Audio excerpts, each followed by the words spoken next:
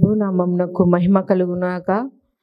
ప్రభునందు ప్రేమైన వాళ్ళారా, దినదినము నూతనమైన మాటలతో మీ కుటుంబాలను దర్శిస్తూ దేవాది దేవుణ్ణి మీ ఇంట ప్రవేశింపచేస్తూ ప్రతి ఒక్కరూ దేవుని అయిన ఉచితమైన కృపలో ఆయన వాక్యాన్ని వింటూ మీరందరూ ఆశీర్వాదకరంగా బలంగా ఉండాలని మా ప్రార్థన.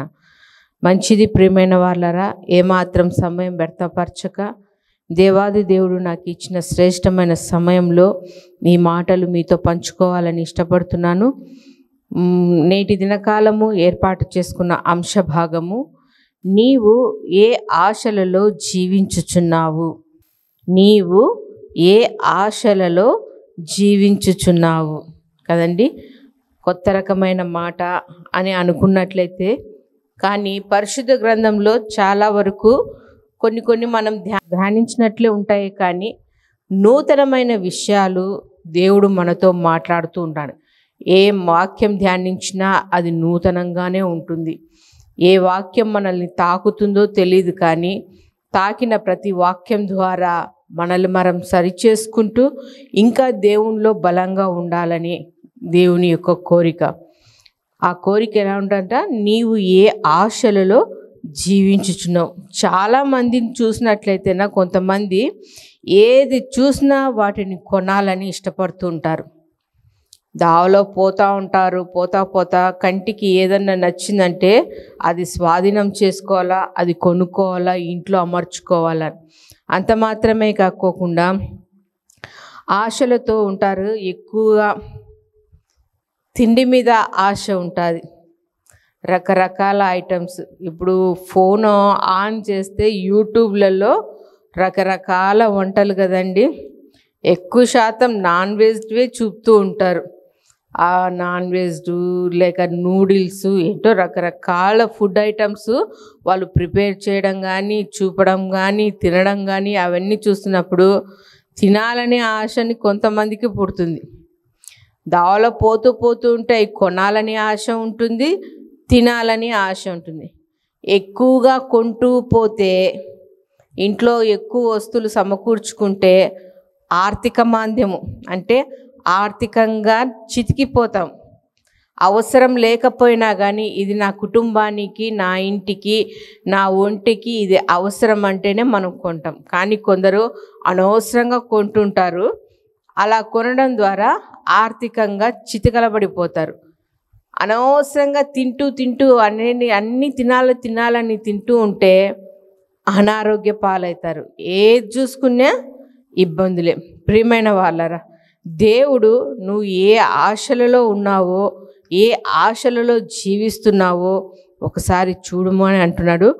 మూలవాక్యంగా పరిశుద్ధ గ్రంథం నుండి పాత నిబంధన గ్రంథము, సామెతల గ్రంథము 25వ అధ్యాయము 28వ వచనంలో ఉన్న దేవుని మాటలను చదువుకుందాము. 28వ వచనము, ప్రాకారము లేక పాడైన పురము ఎంతో తన మనసును అణుచుకొనలేని వాడు అంతే. ప్రాకారము లేని పురము, పట్టణము, ఇంటి చుట్టూ మనము ప్రాకారం కట్టుకుంటామండి. గోడ అది చిన్నదైనా పెద్దదైనా ప్రహారీ గోడ, ఒక మనిషి బయట మనిషి లోపల ఉండే వాళ్ళకి కనపరాకోకుండా ప్రాకారం చుట్టూ కట్టుకుంటాం. ఆ ప్రాకారం కట్టుకుంటే మనకు కొంచెం భద్రతగా ఉంటుంది. బయట జంతువులు కానీ, కుక్కలు కానీ, విషపురుగులు కానీ ఏవి కూడా మన ఇంట్లోకి రాకోకుండా అవి ఆనకట్ట వేసేవిగా ఉన్నాయి. ఒకవేళ ప్రాకారం అనేది లేకపోతే ఇంటికి కానీ, ఇంట్లో ఉన్న వ్యక్తులకు కానీ అది ప్రమాదకరం. అలాగే తన మనసును అణుచుకోలేని వాడు అంతే. ఇంటికి ప్రాకారం లేకపోతే ఎంత ప్రమాదమో అంతే ప్రమాదము మనసును అణుచుకోకుండా చూసిన వాటిని, కొన్న వాటిని, తినాలనుకున్న వాటిని అన్నిటిని బట్టి ఏమన్నా చేసుకున్నట్లయితేనా తన ఆరోగ్యానికి ప్రమాదము అంటున్నాడు. మరి ఎలాంటి ఆశలలో నేటి కాలంలో వాళ్ళు ఊగిసలాడిపోతున్నారో ఒకసారి చూద్దామండి. లేఖనాలలోకి వెళ్దాం. మొదటిగా యోహాను రాసిన మొదటి సువార్త పత్రిక, మొదటి యోహాన్ రాసిన పత్రిక 2వ అధ్యాయము, యోహాన్ రాసిన మొదటి పత్రిక 2వ అధ్యాయము 17వ వచనంలో ఉన్న మాటలను చదువుకుందాం. లోకమును దాని ఆశయు గతించిపోవచ్చున్నవి గాని దేవుని చిత్తము జరిగించువాడు నిరంతరము నిలుచును. మొదటిగా మనం గమనించినట్లయితేనా, నీవు ఏ ఆశలలో జీవిస్తున్నావు అంటే దేవాది దేవుడు యోహాను గారి ద్వారా ఈ రీతిగా మనతో మాట్లాడుతున్నాడంట. లోకము దాని నటన ఏమంటున్నాడు? 17వ వచనము, లోకమును దాని ఆశలు గతించిపోచున్నవి కానీ. లోకంలో ఏమేమి ఉన్నాయి? ఆ పై వచనాలలో మనం చూసినట్లయితేనా, లోకంలో 16వ వచనంలో లోకంలో ఉన్నదంతయు అనగా శరీరాశయు, నేత్రాశయు, జీవపు డంబము, ఇవి ఉన్నాయి లోకంలో. నేత్రాశ, శరీరాశ, జీవపు డంబం, వీటిని మనము జయించాలి. అంటే లోకాశలను మనము మొదటిగా జయించాలి. ఎలా జయించాలి?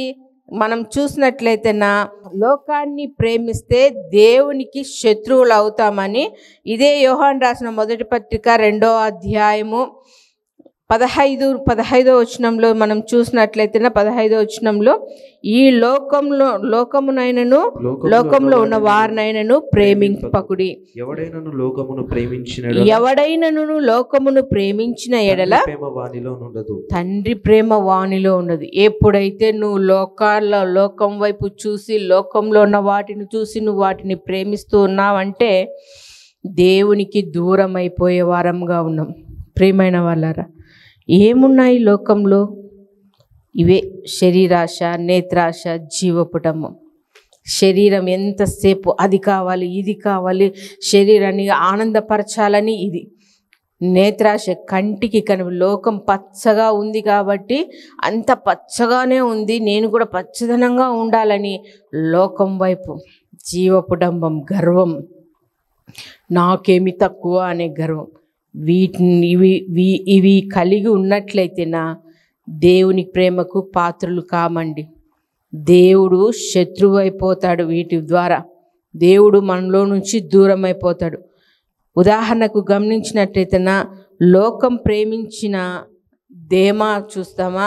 దేమా ఏమైపోయినాడు? పౌలు గారి పరిచర్లో బాగా పాలు పొందుకుంటూ ఉన్నాడు.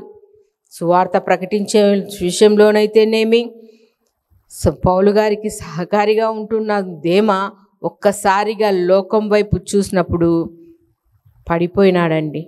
పరిచర్యకే దూరం అయిపోయినాడు. అలాగే మనం గమనించినట్లయితేనా, తప్పిపోయిన కుమారుడు లోకాన్ని ప్రేమించినాడు. ఎంతగా ప్రేమించినాడంటే తండ్రి ప్రేమ కంటే లోకంలో ఉన్న స్నేహితుల ప్రేమ ఎక్కువగా కనపడుతుంది. తండ్రి కష్టార్జితము నా భాగం నాకు అని తండ్రితో గొడవపడి తనకు కావలసిన ధనాన్ని అంతటిని సమకూర్చుకొని వెళ్ళిపోయినాడు. స్నేహితులతో లోకంలో కలిసిపోయినాడు. ఇష్టానుసారంగా జీవించినాడు. లోకాశలలో ఊగిసలాడిపోయినాడు. తనకున్న ధనాన్ని అంతటినీ వ్యర్థపరుచుకున్నాడు. తన దగ్గర చిల్లి గవ్వ కూడా లేకోకుండా అంత దుర్వ్యసనాలకు పాలు చేసుకొని పాడైపోయి చివరికి అన్నం తినడానికి కూడా తన దగ్గర డబ్బులు లేవు. ఏ స్థితికి వచ్చినాడంటే పందులు తినే పొట్టు తినడానికి సిద్ధపడిపోయినాడు. అంటే అంతగా లోకాన్ని ప్రేమించిపోయినాడు.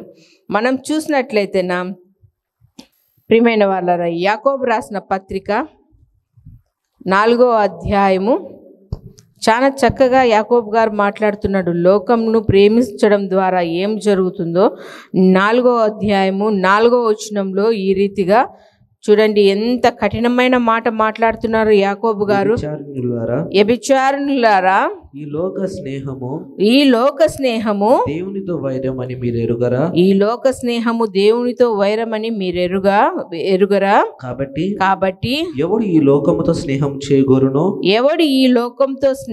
చేయగోరునో వాడు దేవునికి శత్రువగును. ఇదే మాట మనం ధ్యానం చేస్తూ వస్తున్నాం. లోకాన్ని ప్రేమిస్తే దేవునికి శత్రువులైపోతామంట. ఆ శత్రుత్వం కలిగి ఉండటం కంటే దేవుని స్నేహాన్ని కోరుకుంటూ, దేవుని సన్నిధానాన్ని కోరుకుంటూ, దేవునితో స్నేహం చేస్తున్నట్లయితేనా అత్యధికమైన మేలులు మన జీవితాల్లో పొందుకునే వారంగా ఉన్నాం. ముఖ్యంగా గమనించినట్లయితేనా ఇద్దరు వ్యక్తులను మీకు పరిచయం చేస్తానండి. లోకపు ఆశలలో పడి దేవునికి శత్రువులైన వారు ఎవరంటే, మొదటిగా ఆదికాండము 19వ అధ్యాయము 26వ వచనంలో, అయితే లోతు భార్య అతని వెనుక నుండి తిరిగి చూచి ఉప్పు స్తంభమాయను. లోకాన్ని ప్రేమించడం ద్వారా లోతు యొక్క భార్య ఏమైందండి? ఉప్పు స్తంభమైంది. లోతు భార్య సొదొమ గొమొరాలో జీవిస్తున్నారు. అలా జీవిస్తున్న వారు దేవుని హెచ్చరిక ద్వారా బయటకు వస్తున్నారు. ఆ లోకమంతా, ఆ సొదొమ గొమొర అంతా పాపంతో నిండుకుపోయింది. కానీ దేవుడు అబ్రహాము మొరను ఆలకించి ఆ కుటుంబాన్ని బయటికి తీసుకొని వస్తున్నప్పుడు లోతు భార్య సొదొమలోనే ఉంది. కానీ బయటికి వచ్చినప్పుడు ఆమె మనసంతా ఎక్కడ ఉందేంట? సొదొమ గొమొర పట్టణం మీదనే ఉంది. తన నివసించిన ప్రాంతం మీదనే ఉంది. బయటికైతే వచ్చింది, కానీ లోకాశల్లోంచి బయటకు వస్తున్నాను అనుకుంటుందే, కానీ తన మనసులో లోకాశలు నిండుకొనే ఉన్నాయి. అయ్యో, నేను సంపాదించుకున్న ఆస్తి ఏమైపోయింది? నా ఆస్తి అంతా ఏమైపోయింది? నా బిడ్డలు ఇంకా ఉన్నారు, నా అల్లుళ్ళు ఇంకా ఉన్నారు, నా స్నేహితురాలు అక్కడే ఉన్నారు, నా బంధువులంతా అక్కడే ఉన్నారు, నేను కాలం గడిపిన నా గృహం అట్లనే ఉంది, ఏమైపోయిందో ఏమో అని వెనక తట్టు తిరిగి ఉప్పు స్తంభం అయిపోయింది. అంత మాత్రమే కాకోకుండా ఇశ్రాయేలు వారు ఐగుప్తులో బానిసలుగా ఉన్నప్పుడు దేవునికి మొరపెట్టినారండి. దేవునికి మొరపెట్టి బయటకు వస్తున్నారే, కానీ వారిలో ఐగుప్తు యొక్క ఆశలు ఇంకా అలాగే ఉన్నాయండి. అలా ఉండడం ద్వారా అరణ్యంలో పిట్టలు రాలిపోయినట్లు అనేకులు మరణించినారండి. మనం చదువుకుంటున్నాం సంఖ్యాకాండము 11వ అధ్యాయం 4-5 వచనాలలో. అలా ఆశలు అలాగే ఉన్నాయి. ఇంకా ఇప్పుడు గమనించినట్లయితే నీవు ఏ ఆశలలో ఉన్నావు? ఇంకా లోకాశలలో ఉన్నట్లయితేనా బయటికి రా. రెండవదిగా గమనించినట్లయితేనా పాపపు ఆశలు. అది ఎలా ఉంటుందంట? పేతురు రాసిన 2వ పత్రిక 2వ అధ్యాయము, పేతురు రాసిన 2వ పత్రిక 2వ అధ్యాయము 14వ వచనంలో ఉన్న దేవుని మాటలను చదువుకుందాము. వ్యభిచారిని చూచి ఆశించుచు పాపము మానలేని కన్నులు గలవారును అస్థిరులైన వారి మనసులను మరలు కొల్పుచు లోభిత్వము మందు సాధకము చేయబడిన హృదయం గలవారును శాపగ్రస్తులనై యుండుడి. ఏముందంట? పాపపు ఆశలు. ఏ పాపపు? వ్యభిచారము తలంపులతో ఉన్న వారి యొక్క ఆశలు వాళ్ళ యొక్క మరణానికి దారి తీసేదిగా ఉంది. ఎవరు ఆ ఆశలతో ఉన్నారు అంటే, న్యాయాధిపతుల గ్రంథము 16వ అధ్యాయం 21వ వచనంలో చూసినట్లయితేనా సంసోను గురించి చాలా చక్కగా రాయబడింది. తల్లిదండ్రులు నిష్టగా ఉన్నారు, దేవుని మాటకు లోబడి ఉన్నారు, పరిశుద్ధమైన జీవితాన్ని జీవిస్తున్నారు. అలాంటి కుటుంబంలో వరపుత్రుడిగా కదండి, వాగ్దాన పుత్రుడిగా వచ్చినాడు సంసోను. ఎలాంటి కూడా ఆమె గర్భవతిగా ఉన్నప్పుడు పలాని తినకూడదు, ఇట్లా నిష్టగా పెంచాలా చేయాలని అదే రీతిలో పెరిగిన సంసోను యవన ప్రాయంలోనికి వచ్చేలోగా పాపపు తలంపుల చేత చిక్కుబడి, ఆ ఫిలిప్తీల చేతిలో చిక్కుబడి, వ్యభిచారిణి యొక్క ఒడిలో జోగిలాడి నిద్రపోతూ తన యొక్క దేవుని యొక్క బలము తనకి ఎలా ఇచ్చినాడో ఆమెకు చెప్పి పాపపు ఆశలలో జోగి ఎలా అయిపోయినాడు? కన్నులు ఊడబెరికించుకొని దాగోను దేవాలయంలో తిరుగటి ఇసురుతూ ఉన్నాడండి. ప్రియమైన వాళ్ళరా, నేటి యవన ప్రాయంలో ఉన్న బిడ్డలు పాపంలో జోరుకొని పోతున్నారండి. ఎంతసేపు ఎంజాయ్మెంట్ అంటూ తల్లిదండ్రుల యొక్క కన్నులు కప్పి యవ్వన ప్రాయంలోనే తమ పవిత్రతను పరిశుద్ధతను అంతా కోల్పోయి ఇతనే నా సర్వస్వముని నమ్ముకొని తర్వాత అతను చేయి విడిచిపెట్టినప్పుడు జీవితం పాతాళంలోకి పోయేదిగా ఉంది. ఎంతో మంది వారి యొక్క మాటలు వింటున్నప్పుడు, అయ్యా మా జీవితం ఇలా చితికిపోయిందండి, ఇప్పుడు మేమేం చేయాలి, మరణానికి చేరువై ఉన్నాము, మీ వాక్యం వింటున్న ద్వారా మళ్ళీ బ్రతకాలని ఆశ, ఆ పాప యూబిలో నుంచి మేము బయటకు వస్తున్నాము, ఇలా రకరకాలైన మాటలు వింటున్నప్పుడు ప్రియమైన వాళ్ళరా, దేవుని వాక్యాన్ని దర్శించండి.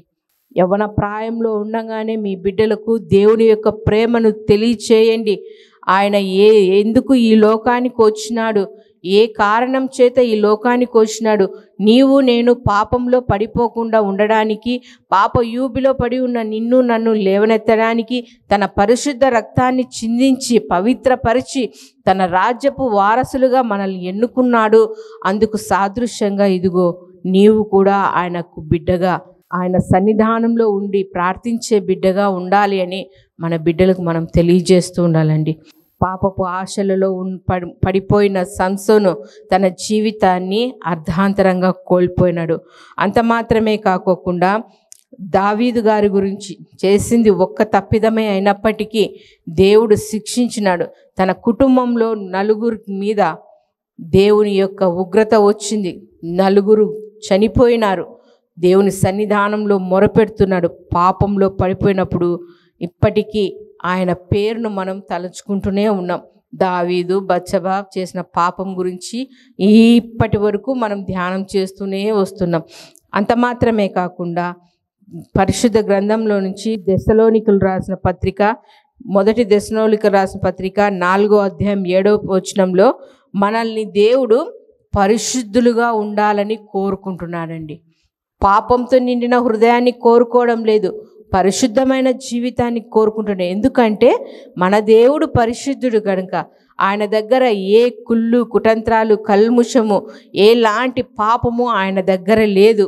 పరిశుద్ధుడుగా కాబట్టి ఆయనను మనం సేవిస్తున్నాం కాబట్టి మనం కూడా దేవుడు పరిశుద్ధులుగా ఉండాలి అంటున్నాడు.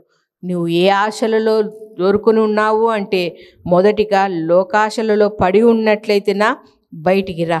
రెండవదిగా పాపపు ఆశలలో ఉన్నట్లయితేనా నీ జీవితము పతనం అవుతుంది. కాబట్టి ఆ పాప యూబిలో నుంచి బయటికి రాని దేవుడు సెలవిస్తున్నాడు.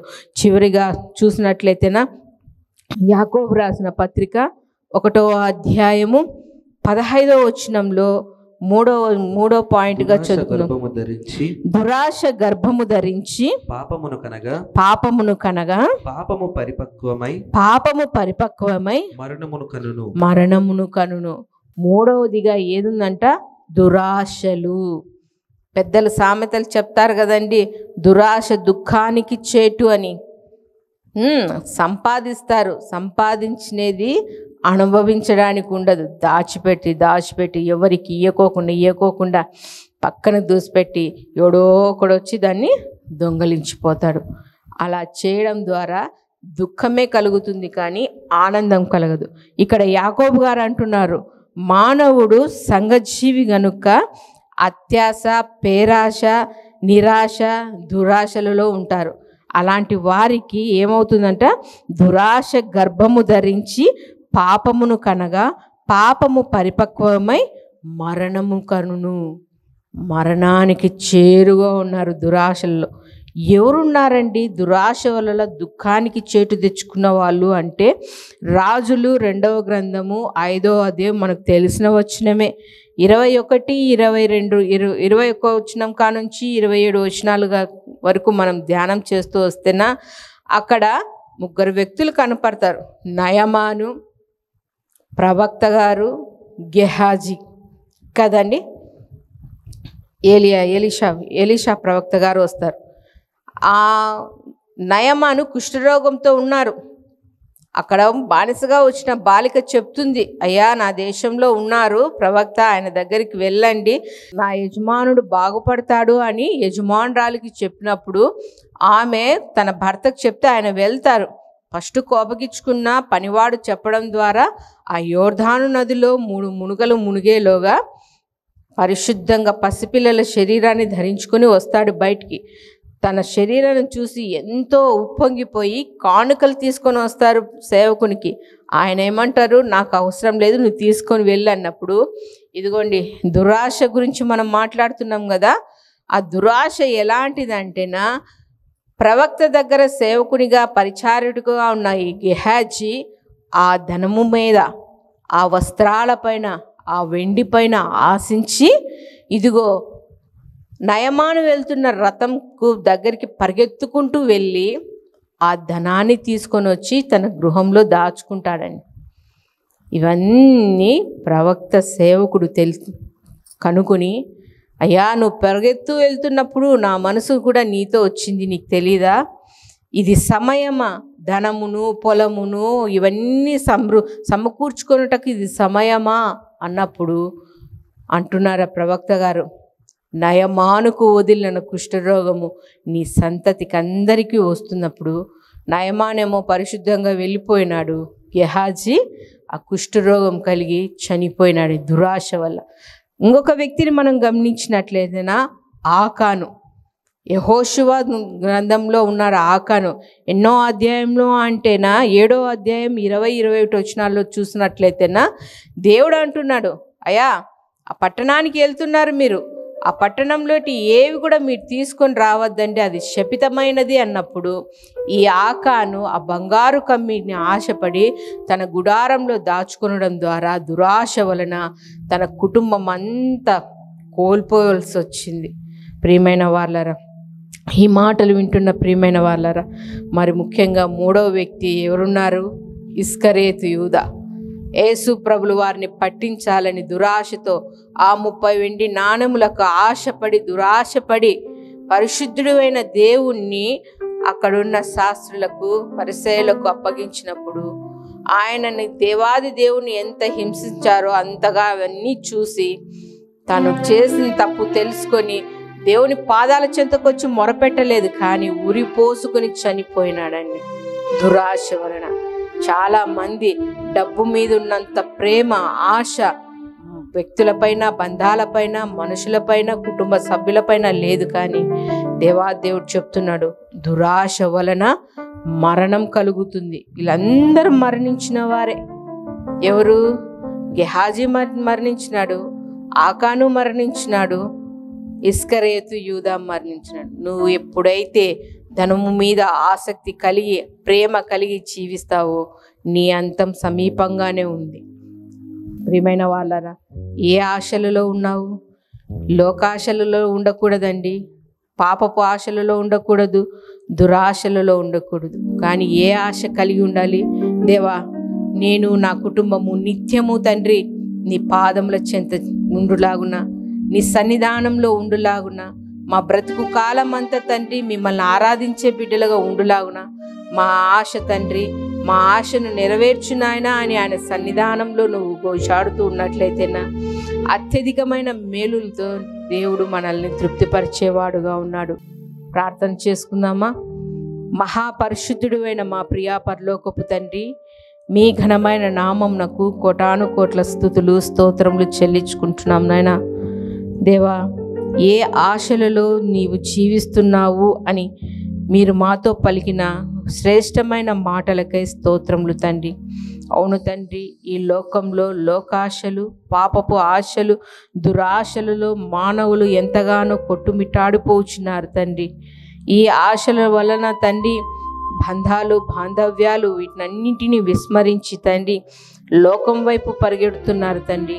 అయా, లోకాన్ని జయించిన వారు మీరేనైనా, అది గ్రహించక మీ పాదముల చెంతకు రాలేక తండ్రి పాప యూబులో సాతాని యొక్క కబంధ హస్తాలలో చిక్కుకొని నైనా వారి జీవితాలను పతన స్థితికి తెచ్చుకున్న వారు ఎంతోమంది ఉన్నారు తండ్రి. దురాశలతో తండ్రి, దురాశ అనే ఊబిలో మునిగిపోయిన వారు ఎంతోమంది ఉన్నారు నైనా. అటు వారిని లేవనెత్తండి తండ్రి. దేవా, మీ పైన ఆశ పెట్టుకొని తండ్రి మీ సన్నిధానంలో నిత్యము తండ్రి మిమ్మల్ని మొరపెట్టే బిడ్డలుగా ఉండుటకు తండ్రి కృప చూపించమని అడుగుచున్నాం నాయన. తండ్రి విన్న మాటలు ఏ ఒక్కరు విని విడిచిపెట్టక వారి హృదయంలో పదిలపరుచుకొని మీ వాక్యానుసారంగా తండ్రి జీవించే మనసును బ్రతుకును దేవా మీ బిడ్డలకు అందరికీ మీరు అనుగ్రహించమని వేడుకుంటూ మమ్మల్ని మేము తగ్గించుకుంటూ మీ గొప్ప నామమును హెచ్చిస్తూ మాకు రక్షకుడు ప్రాణ విమోచకుడు అయిన నజరేయుడైన యేసుక్రీస్తు నామంలో ప్రార్థించి వేడుకొనుచున్నాము తండ్రి. ఆమేన్. మా చిరునామా దైవజనుడు బ్రదర్ ఓ రూబేన్ గారు, క్రీస్తు ప్రార్థనా మందిరం, డోర్ నెంబర్ 1-10-386, నగరిగుట్ట, పులివెందుల, కడప జిల్లా. మీ ప్రార్థనా అవసరాల కొరకై సెల్ నంబర్ 9989067409.